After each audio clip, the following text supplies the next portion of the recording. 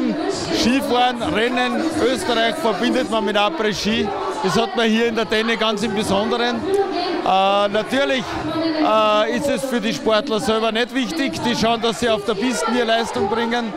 Und die richtige, gute Stimmung schaffen natürlich die Sportler.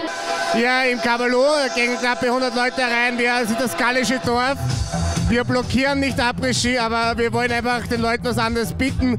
Wir spielen ja internationalen Sound aus Ibiza, aus London, aus Frankreich, aus Spanien und natürlich auch aus der Schweiz und aus Deutschland und Österreich. Es ist alles dabei, von Haus, ein Club-Sound und auch Classics und Remixes. Und seitdem ist die Bude seit 10, 11 Tagen richtig proppenvoll und es wird sehr gut akzeptiert. Wir haben eigentlich 2007 haben wir den Pavillon erbaut, nachdem wir das Posthotel eben gekauft haben.